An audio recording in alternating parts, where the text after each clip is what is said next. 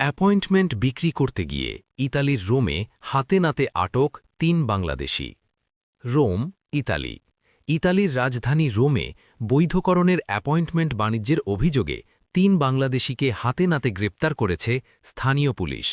দীর্ঘদিনের গোয়েন্দা নজরদারির পর একটি শক্তিশালী সিন্ডিকেটের খোঁজ পায় আইন শৃঙ্খলা রক্ষাকারী বাহিনী। ঘটনার বিবরণ। প্রাপ্ত তথ্যমতে গ্রেপ্তারকৃত ব্যক্তিরা সাধারণ প্রবাসীদের অসহায়ত্বের সুযোগ নিয়ে অ্যাপয়েন্টমেন্ট পাইয়ে দেওয়ার নাম করে মোটা অঙ্কের টাকা হাতিয়ে নিচ্ছিল। সোমবার রোমের একটি নির্দিষ্ট এলাকায় লেনদেন চলাকালীন গোপন সংবাদের ভিত্তিতে পুলিশ অভিযান চালিয়ে তাদের আটক করে। সিন্ডিকেটের কার্যক্রম। পুলিশ জানায়, এই চক্রটি অবৈধভাবে অ্যাপয়েন্টমেন্ট স্লট দখল করে রাখত এবং পরবর্তীতে তা কয়েকশো ইউরোর বিনিময়ে বিক্রি করত। প্রাথমিক জিজ্ঞাসাবাদে জানা গেছে, তারা ভুয়া তথ্য ব্যবহার করে সিস্টেম ব্লক করে রাখত। সাধারণ প্রবাসীদের কাছ থেকে ৪০০ থেকে ৭০০ ইউরো পর্যন্ত দাবি করা হতো।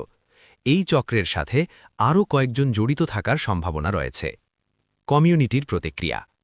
এই ঘটনায় রোমে বসবাসরত সাধারণ বাংলাদেশিদের মধ্যে মিশ্র প্রতিক্রিয়া দেখা গেছে। অনেকেই এই অভিযানকে স্বাগত জানিয়েছেন। একজন প্রবাসী বলেন, নিজেদের মানুষের হাতে এভাবে প্রতারিত হওয়া অত্যন্ত লজ্জাজনক। আশা করি পুলিশ এই চক্রের গোড়া পর্যন্ত পৌঁছবে। সতর্কতা। ইতালিতে যে কোনো আইনি প্রক্রিয়ার জন্য অনুমোদিত মাধ্যম ছাড়া অন্য কারো সাথে আর্থিক লেনদেন করা দণ্ডনীয় অপরাধ। তথ্যসূত্র: ১. Ruma today crime desk, ২. লা রিপাবলিকা রোম সংস্করণ, ৩. ইটালীয় স্টেট পুলিশ প্রেস রিলিজ। আপনার মতামত।